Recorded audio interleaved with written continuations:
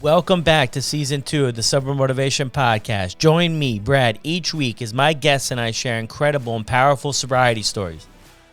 We are here to show sobriety is possible, one story at a time. Let's go. Jake the Snake Roberts struggled with addiction for many years. Jake was at the top of the wrestling world one day and hiding from the world the next. You could say Jake had the cards stacked against him from day one. And he still became one of the top wrestlers in the world. Jake says he felt worthless, hopeless, and alone in the world until he got an opportunity he could not turn down. And this is Jake the Snake Roberts' story on the Sober Motivation Podcast. We all know how important connection is when it comes to getting and staying sober. At Sober Buddy, we have 10 live hosted support groups every week. Also a thriving community with over 400 members that are helping each other every day stay on track. If you could use a little extra support on your sober journey, be sure to download the app today, yoursoberbuddy.com, or your favorite app store. Search Sober Buddy, and I will see you over there. Getting help for addiction is never an easy thing to do, and picking the right place to get help makes it even more overwhelming.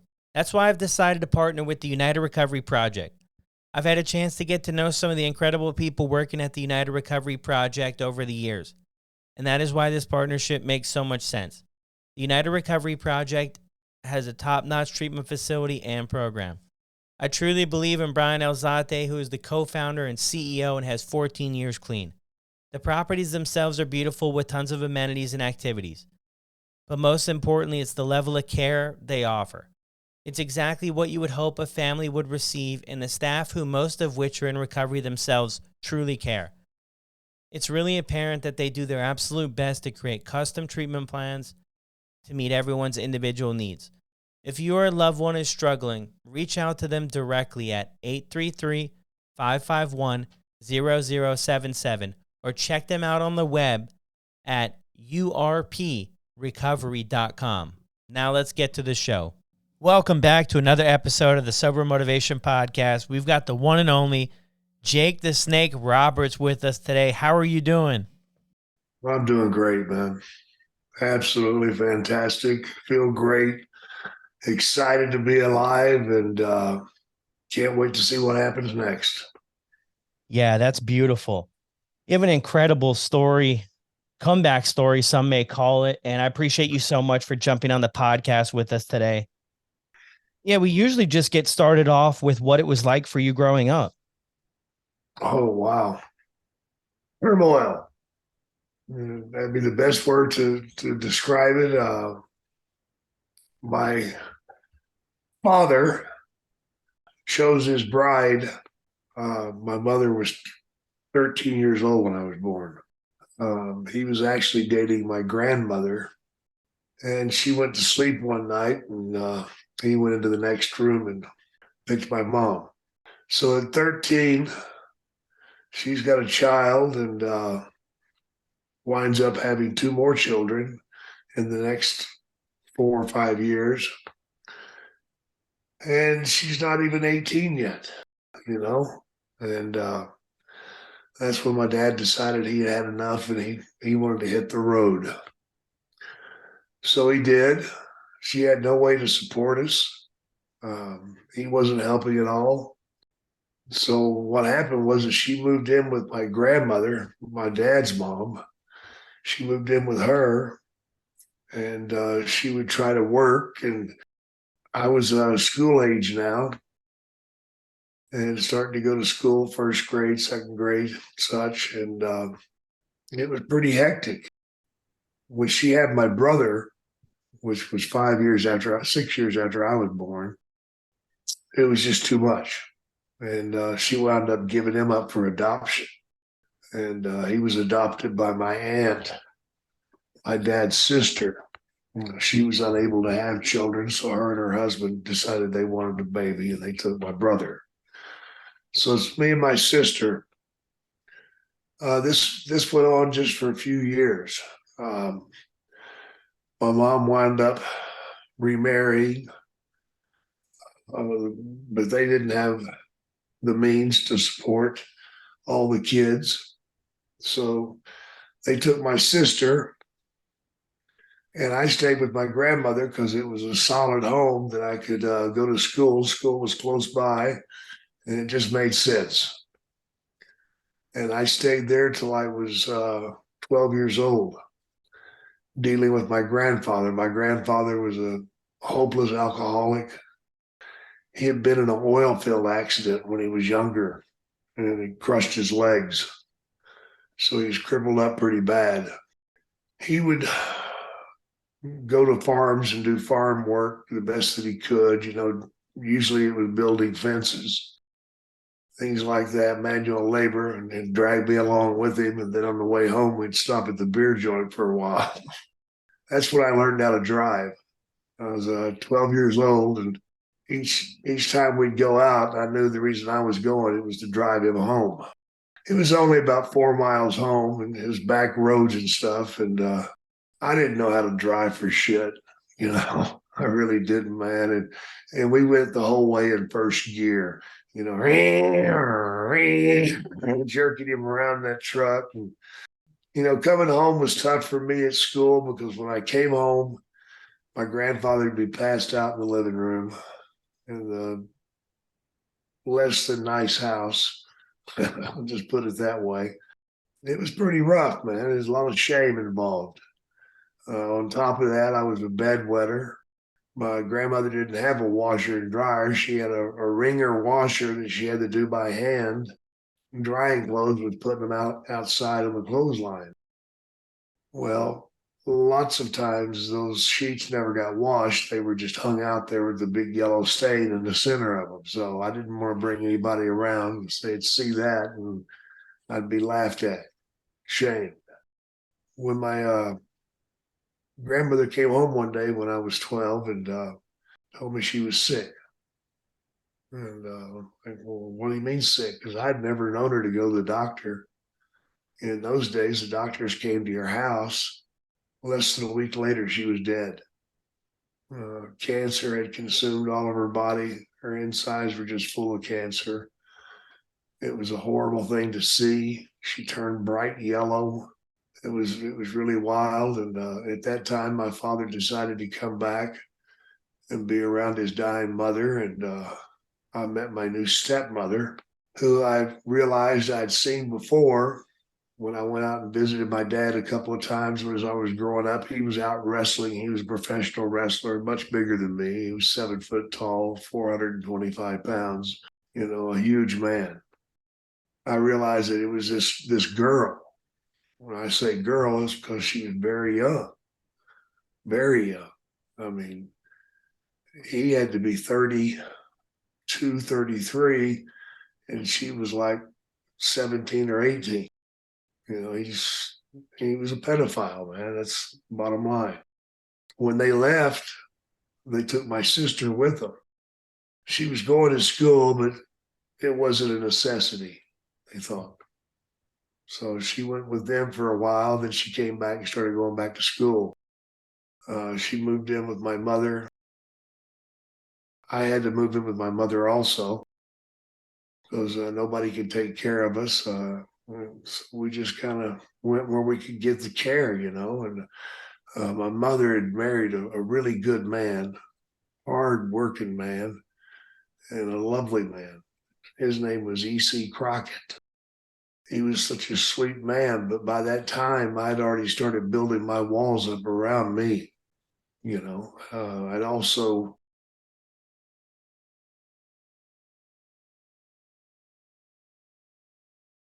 my grandfather, the rule was around our house, if you found his booze, you poured it out.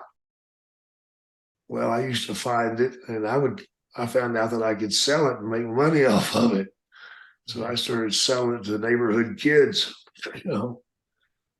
and that's just the way it went.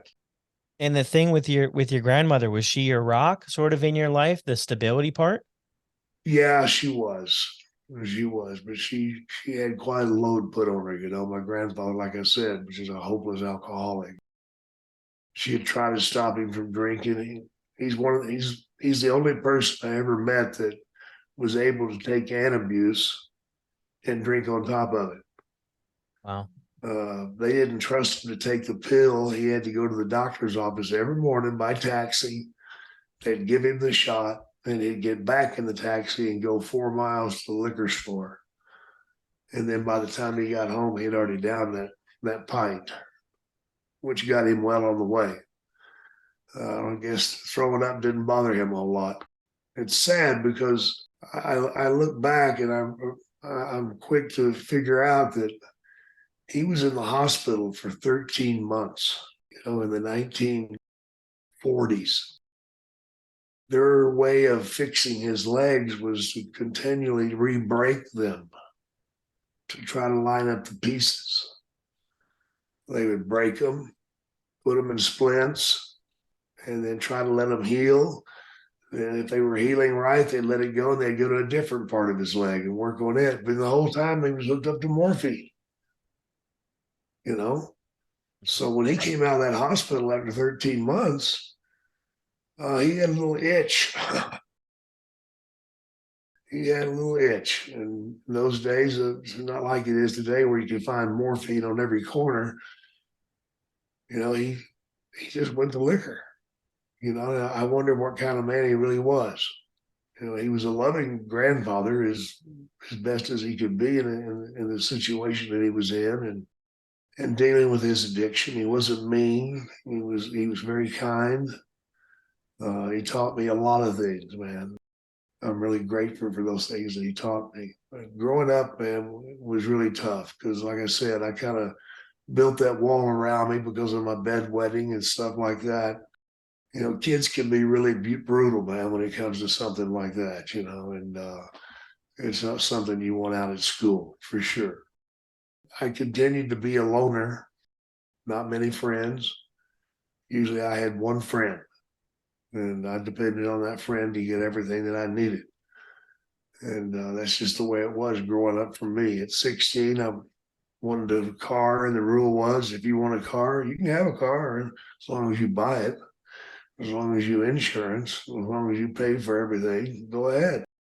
Well, that's what I did. I worked my way through high school and continually had great grades for some reason. I never took a book home in my life, but usually if I heard it, I learned it. And if it was a problem thing, I was somehow smart enough to figure these problems out without depending on the books. So I graduated from high school. When I graduated from high school, I was very angry. My father had not shown up for anything. I never went to a ball game when I was playing. I was a pretty good baseball player. I was a loner, so I wasn't connecting with people. Football's a team thing. So is baseball, but for some reason, you could stick me out on that mound and I could throw fire at you. I guess is the way I was built. But I went to visit my dad because I wanted to let him know that I'd finished high school. I was the first kid in my family to ever finish high school. My parents never went to school. My dad, I think, went to the sixth grade. My mom went to the fifth or sixth grade before she got pregnant. So that was the end of our educations as a family. So I wanted him to know that I'd finished high school and I'd planned on going to college because my dream was to become an architect. I really loved buildings and the way they looked and how they were made. It just amazed me. But I went down to see my father and told him I'd finished high school and I was going to college. And he just looked at me and said, "Well, I hope you don't need anything from me. I haven't got it to give you." And I was like, you haven't given me anything yet anyway. And I said this to myself. But all I was wanting from him was a pat on the back or "I'm proud of you, son. Way to go, son." Never came out of his mouth, man. So I was very upset about that.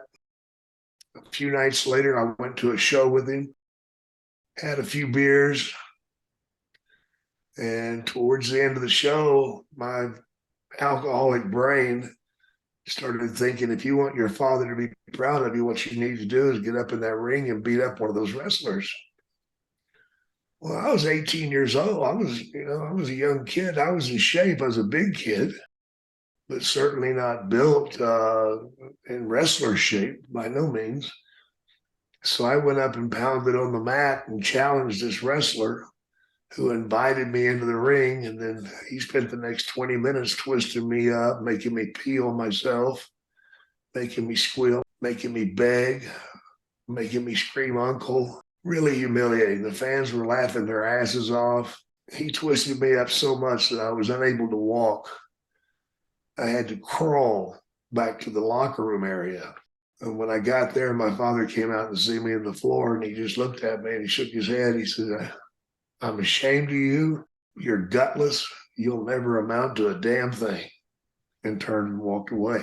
I remember that night vividly, going back to his house, laying in bed, crying. I remember making a deal with the devil.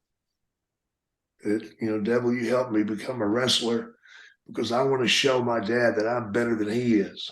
So I'm going to give up my dream. I'm going to become a wrestler and be the best wrestler there ever was. I made my pact with the devil, and the next day I started going for it. I didn't go about it the right way. My idea of learning how to wrestle was the trial and error method. No training at all, got in the ring anyway, which was really stupid. So, of course, I had some injuries. And that's my early years. Yeah. So that's how it all started for the wrestling. Yep. I was curious to when that was going to start. How did the wrestling journey look like for you at the beginning? It looked like hell. I mean, I was ignorant, man. I didn't know anything about wrestling. Hell, I still believed it was real, you know, because my father always played out the storylines at home, which was really cruel. He was a very cruel man when it comes to stuff like that. If he'd gotten injured in a match, he would come home nursing that injury. And some of them are pretty bad. I remember one time he had to take 3 months off. It was a storyline. He wasn't hurt at all, but he was wearing a neck brace for 3 months around the house. Then I found out later that every time I left the house, he'd take it off. You know, Oh, some pretty cruel shit, man. yeah. So did you end up going to college, or did you No, pursue the I wrestling? threw it. I threw it all away and got into wrestling, and suffered through the early years because trying to become a professional wrestler is not a 1 day job. It takes years. I did it the hard way, like I said, the trial and error method. I wasn't not near ready to get in the ring to wrestle, so they made me a referee. That's how I learned. I learned by refereeing the matches, and I got quite a bit of knowledge from refereeing. I refereed for about a year, and then I went back to trying to wrestle again. Again, never going down there and getting into a ring and working at it, practicing maneuvers, learning how to hit the ropes properly. I finally had a guy teach me how to hit the ropes properly, which was a brutal experience.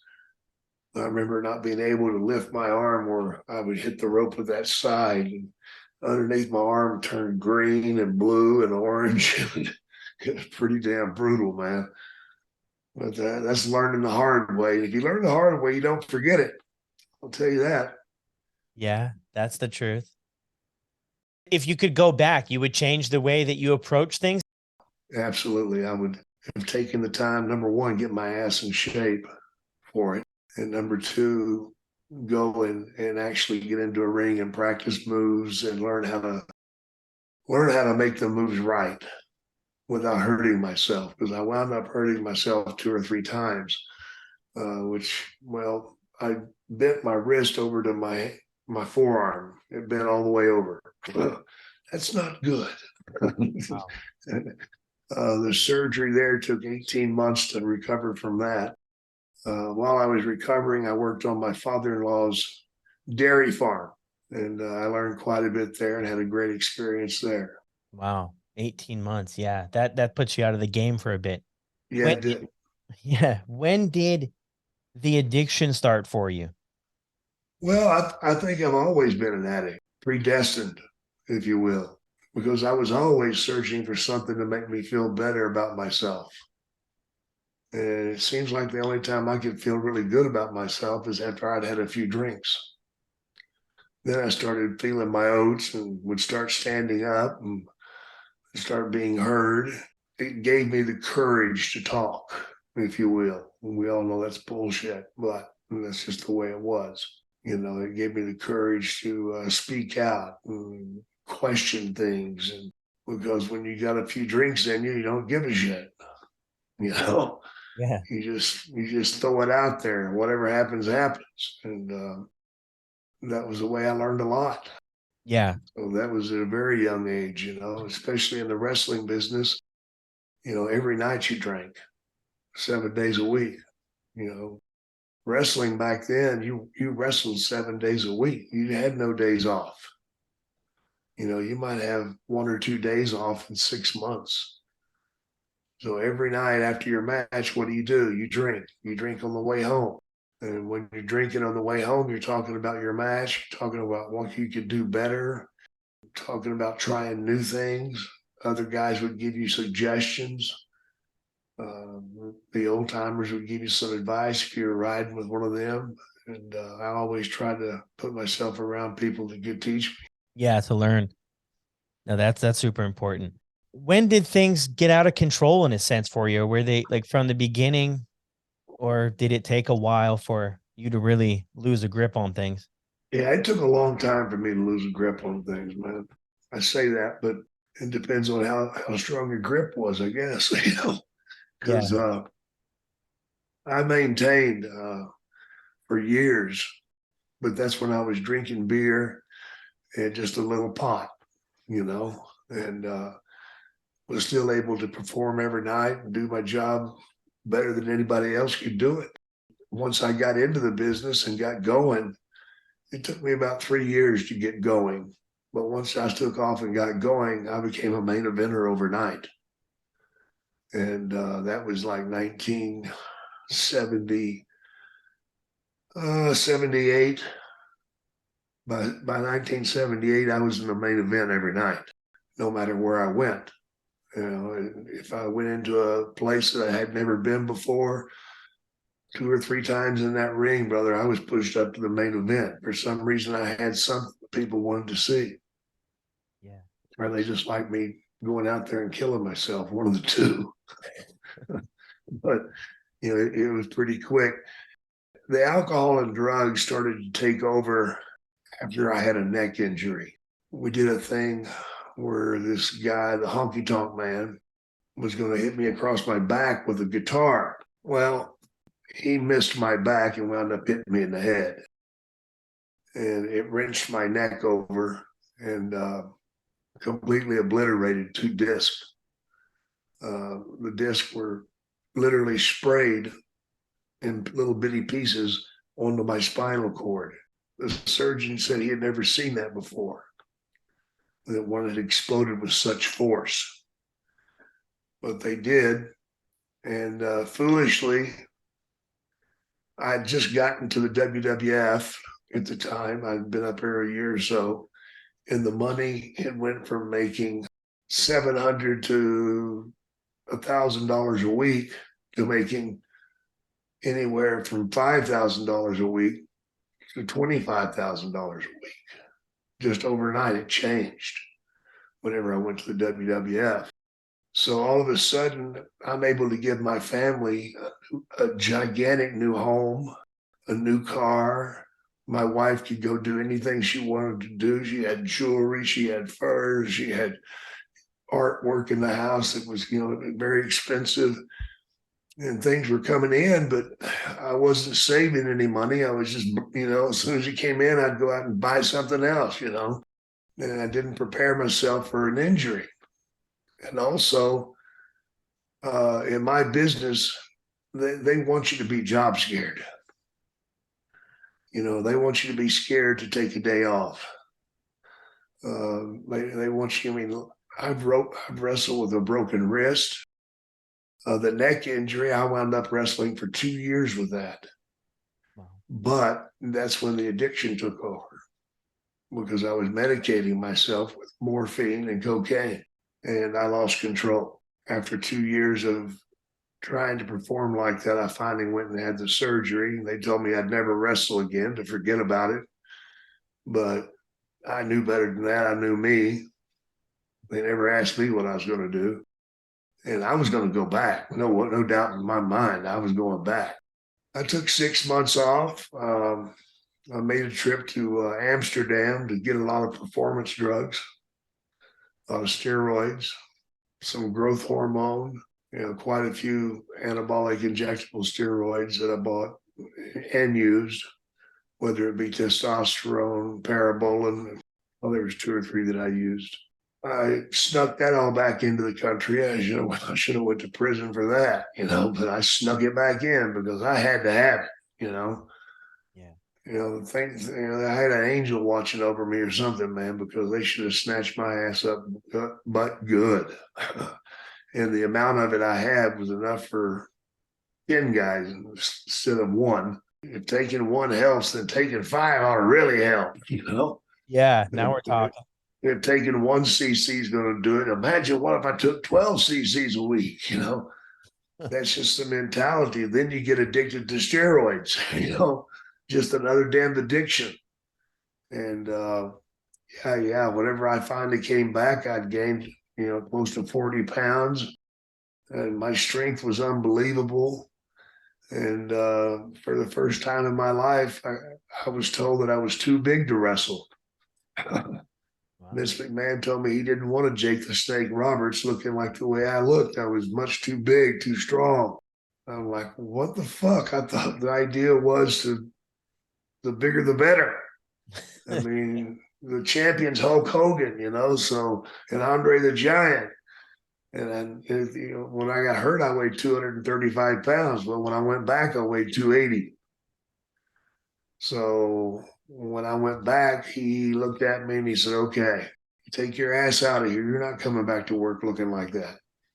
And I want you to lose 20 pounds of muscle, which really pissed me off because I was in the best shape of my life, man. I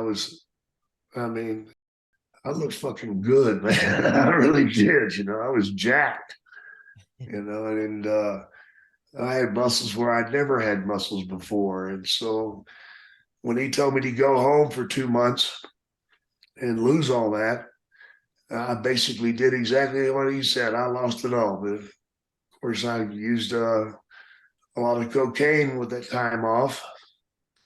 And I just sit by the pool and drink beer. That was my idea of how to lose it. And I was very frustrated and angry because I couldn't get back to doing what I wanted to do, what I loved, which was performing. I think the most dangerous drug that I've ever been around is the rush you get from the people, that adrenaline rush. That is so powerful. I mean, I had a compound fracture in my right arm where the bone came out. And I remember looking down at it going, whoa, that's fucking cool, man.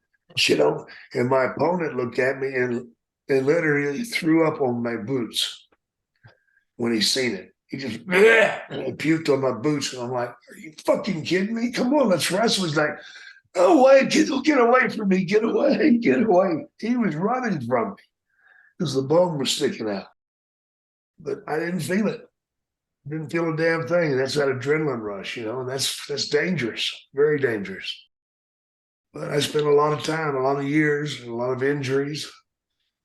And but when I lost control with the neck injury, which was 1989 and 91, those years right there is whenever I lost control.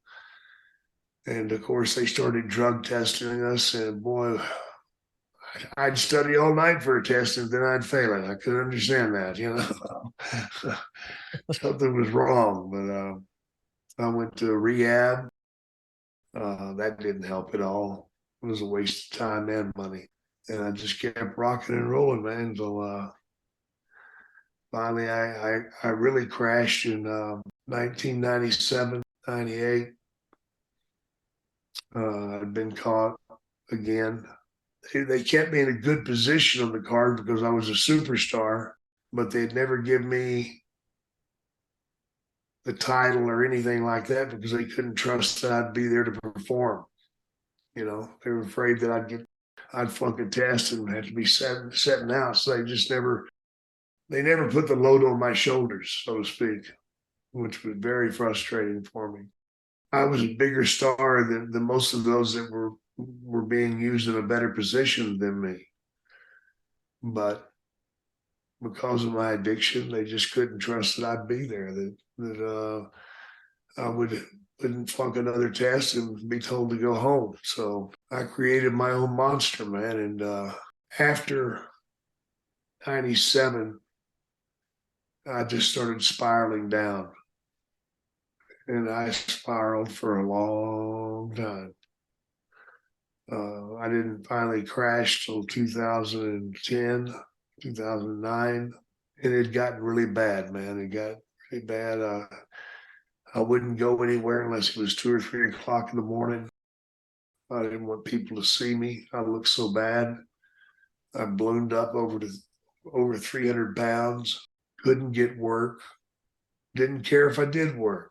Didn't give a shit. I lived on next to nothing. And every time money did come my way, I'd spend it on cocaine. You know, I'd just buy what I could and then buy some alcohol to come down and then throw $20 towards food. Spend 500 on cocaine and alcohol, $20 on food.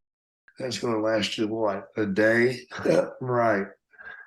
I didn't care, man. It just gotten to the point because I realized that my family was gone because I lost my family in 96 because of my addiction. I'm grateful to God that He gave me women that were strong, independent, and they raised my children really well.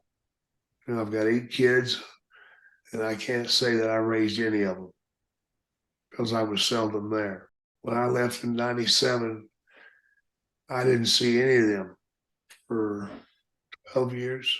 And by the time I wanted to see them, they didn't want to see me, which was part of the addiction, you know, is what I used to get angry and what I tried to avoid thinking about.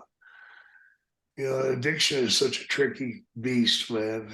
He brings these memories to your head and tells you how sorry you are and this, that, and the other, where you wind up hating yourself and you just want to escape all the pain you wind up using so you can escape. That's what I did. That's what I used it for. I didn't want to think about what I'd blown, what I'd done, how bad I'd been. I didn't want to think about that shit. But yet I wasn't strong enough to try to change anything. I tried to quit hundreds of times.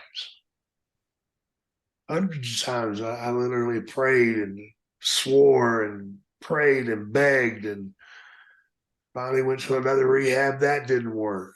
Just could not get it together. You just felt like this might be a part of your story forever. Did you ever feel that way? Yeah, I was wanting to die. Yeah. I was trying to die. I tried to commit suicide a couple of times by taking a lot of Valium. Basically, all I did was wound up throwing up on myself in my sleep. Somehow I didn't die.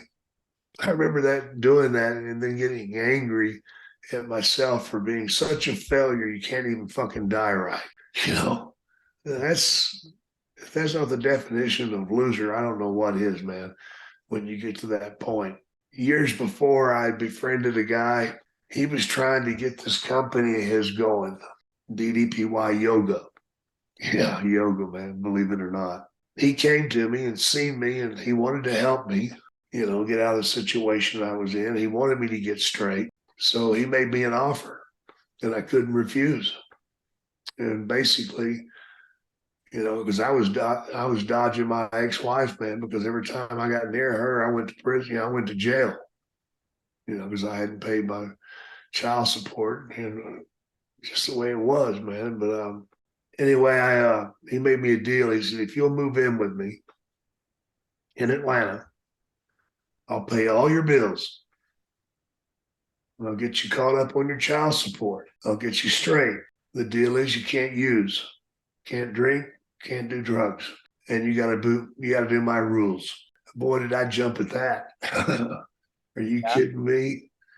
You mean I'm going to live in a nice house instead of where I'm at because I was living in a dump. It was horrible, man. And to escape all that and to escape responsibility, this was the perfect way for me. Knowing my addiction, when I went to Atlanta, I figured I'd last about a week before I had to use, you know. So I figured it was going to blow up fairly quick, but hell, I was going to try. Well, I went to Atlanta and I made it a week. I made it a couple of weeks, and then I had to do something. So I escaped and went down the street and got a pint of vodka and drank it, then come back to the house and got busted, you know, expecting to be kicked out of the house. Went to Dallas and said, yeah, man, I did it. You know, I'm sorry. I did the best I could, man, but I fucked up. He's like, yeah, you did. And he gave me a big hug and said, I love you. Let's go back to work again tomorrow. What? Do what? You're not kicking me out? No, I'm not giving up either. I didn't even realize what he was doing to me. He was changing the way I approached each day. He was changing the way that I looked at myself. I used to wear some pretty graphic T-shirts, you know, that said things like "loser." You know, I used to really piss him off when I wore it. Anyway, I can't remember. I get brain farts now. I'm at that age. That's what I call them anyway. He started making me, you know, he changed the way I talked. And he wouldn't let me put myself down because I was real bad about that. You know, oh, fuck, I can't do it. That move's too hard. I'm a fucking loser. I can't do it. Don't call yourself a fucking loser. Just try harder. And he slowly started changing the way I thought about myself. Then it almost got to the point that I was getting healthy enough that I could do a lot of the moves.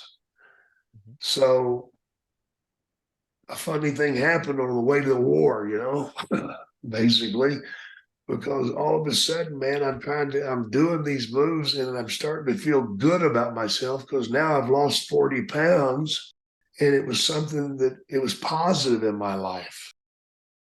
It was a good thing. And getting myself in shape enough to where I could get in there and do the workouts, immense amount of pride. And I started thinking, you know, maybe I can be completely clean. Then after about 7 months, I went out and used cocaine. Oh man, it was a bad one. I was gone for a couple of days. And when I came back, I knew that was it. He sat me down and said, okay, there's a new rule. You don't go anywhere unless somebody's with you. And I was wanting it so bad at that time that I said, well, I want to do something. And I took out my driver's license and I cut it up. And I said, I don't want to be able to drive. If I'm able to drive, chances are I'll get behind the wheel of a car and I'll go get dope or I'll go get booze. So I don't want to drive anywhere. And he was good with it. Again, he didn't kick me out. You know, he just each time I screwed up, there was consequences. You know, I had to do 90 meetings in 90 days. And it was tough, man. But, you know, I was starting to work now because people had heard that I was getting sober. But again, to be careful, if I went somewhere, I had to take somebody with me. And of course, I had to pay them for going. So all of a sudden, I'm doing a gig that's going to pay me $2,500, but it's going to cost me $800 to pay this guy that's riding with me.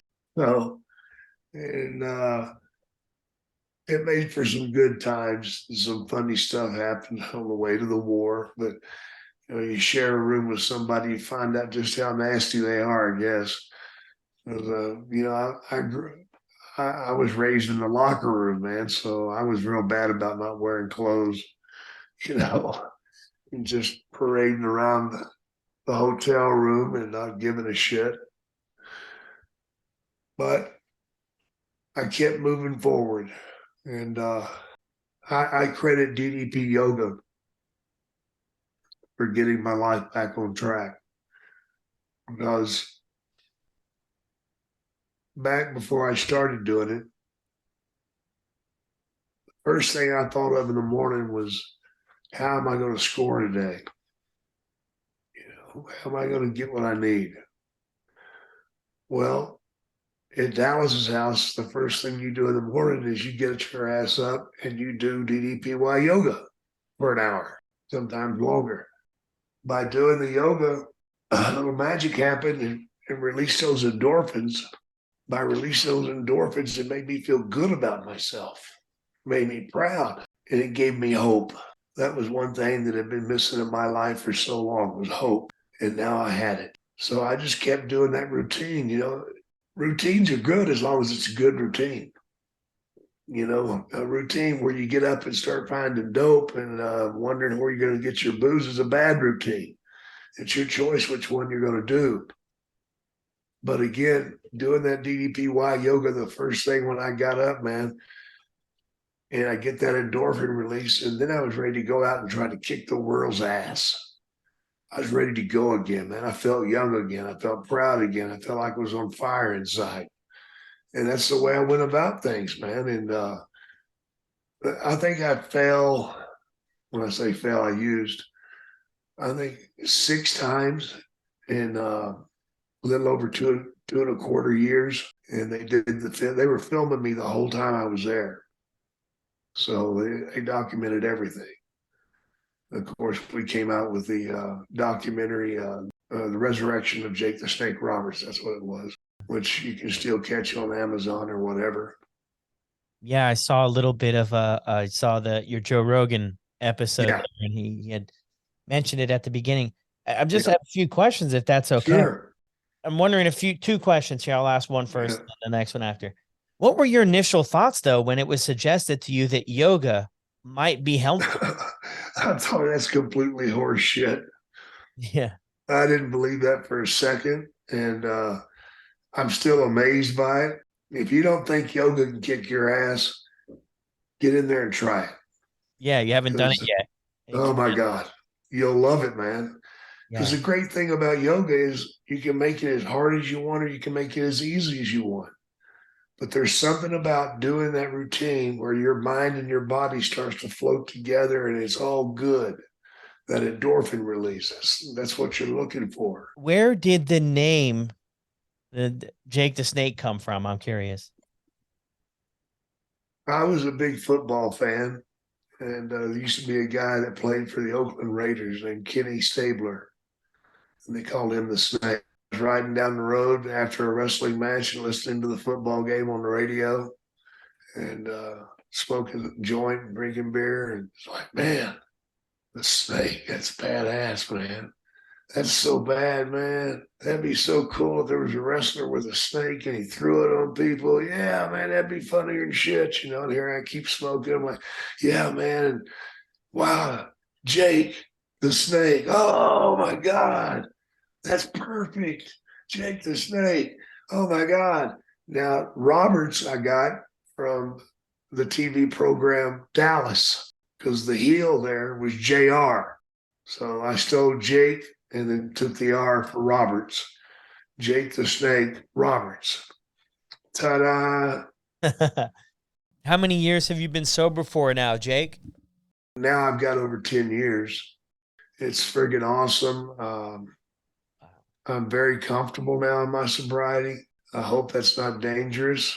For some people, it might be. Maybe it's dangerous for me too, but I do drive by myself now, and I've not had any problems, and I pray that I don't. I can tell you this, if I'm walking through the airport and there's a bar, used to, I would magnetically go there automatically. But now when I get close there, I take a deep breath because the smell of alcohol makes me sick to my stomach. Now, what a gift is that? Yeah. I mean, literally, the smell of alcohol makes me want to throw up. So that's a positive thing. Yeah, for sure. And it sounds like you have a lot of hope now. So Oh God, yeah. going back to the way things used to be, you've distanced yourself so far from that. I think it's incredible. Oh yeah, man. I've been able to do a lot of things. I didn't do my taxes for like 15 years, man. And now I'm getting caught up on my taxes. I got caught up with my ex-wife. My ex-wife and I reconnected. And after 23 years of being separated, we're now back together. And I've even got a little ring on my left hand that Wow.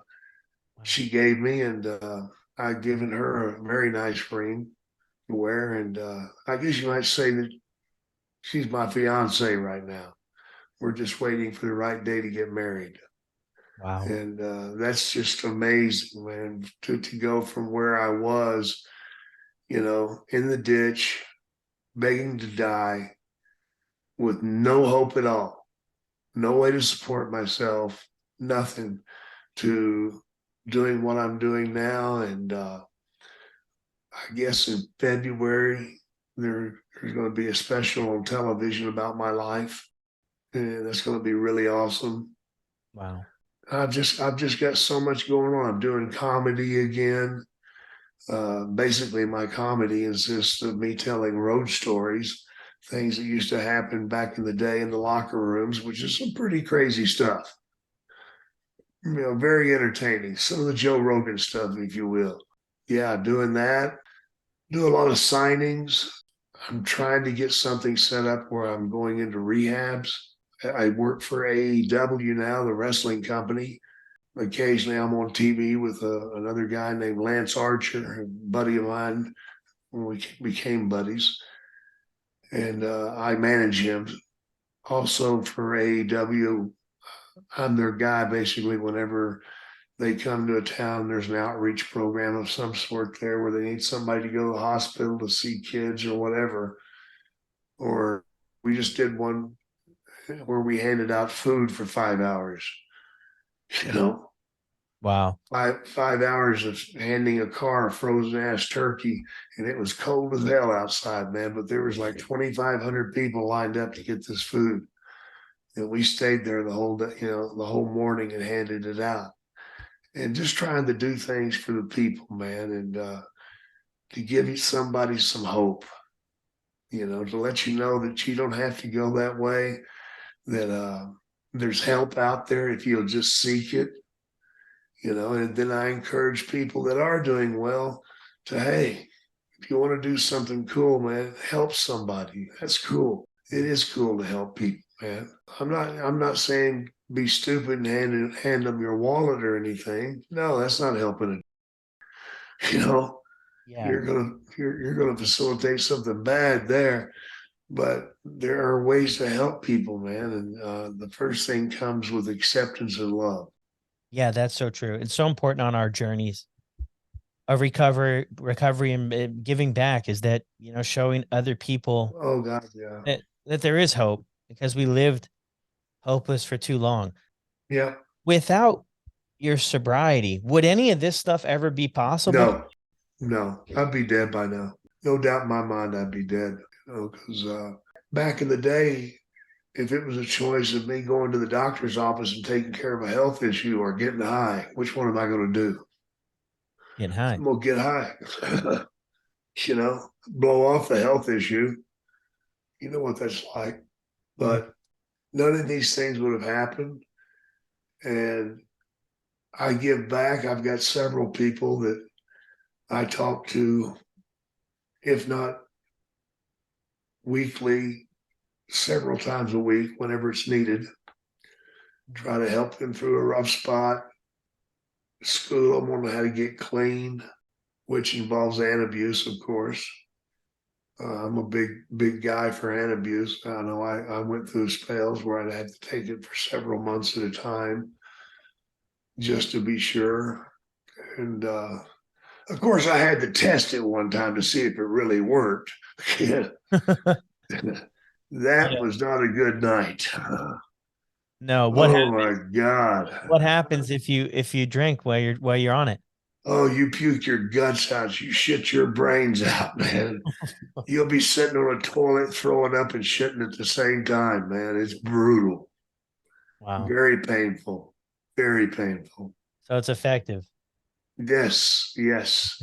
And I actually got sick by accident.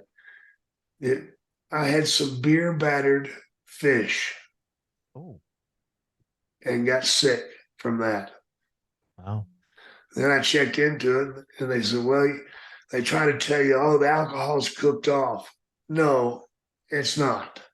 You can't test that shit, man. Especially wine sauces. Don't do it. If you do it, you're gonna pay for it. Yeah. But yeah, I've got all my people that I'm connecting with right now doing antabuse, man. Absolutely. Well, Anything to help, right? Anything to yeah, help. I anything to mean, help, man. What you're looking for is the end result, right? And people say, oh, well, you must be really weak if you can't do it. Motherfucker, I'm an addict. I'm yeah. not weak. I'm an addict. There's a difference.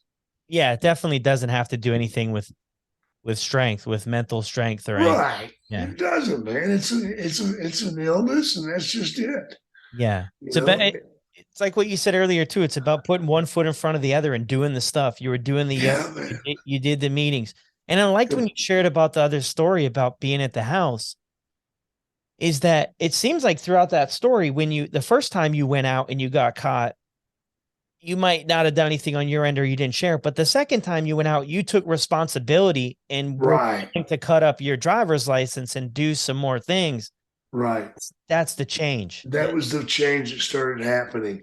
Yeah. And I know that although I went out and used 2 or 3 times after that, I remember how emotional I was each time. And it completely devastated me because I was really trying to stay clean. And Yeah. I was using everything that I could, and I still failed. But I think that was a good thing because it showed me that I was completely powerless, Yeah. completely powerless over alcohol and the drug. Yeah. So I learned. No, yeah. And I mean, that's a lot of people's story. That's a lot of people's Yeah. story. And that's okay to be part of the story. And I think also too, what I hear from it too is you had more hope, but you also had people in your life that you probably didn't want to let down. And when we get into No, that's the, it, man. yeah, the hopeless part of things and we're on our own and we're stuck up in the daily cycle, it's easier for us to go further down in the hole Yep. because we're just destroying ourselves, we feel like. Yeah. Yeah. Yeah, man. And that was the thing. I didn't want to look Dallas in the eye and tell him I lost again. You Yeah. know, come on, man. This guy's doing everything in the world to keep me straight. He's feeding me some of the best food I ever ate in my life. You know, he's got people cooking for me and feeding me. I'm doing cleansings and doing all sorts of stuff. He went the whole 9 yards with me. Never asked for a nickel, you know. Of Yeah. course, now after I got sober, I started paying him back. Yeah. And I'm glad to say today I don't owe him anything and except my love, and he's got that. Yeah. That's incredible.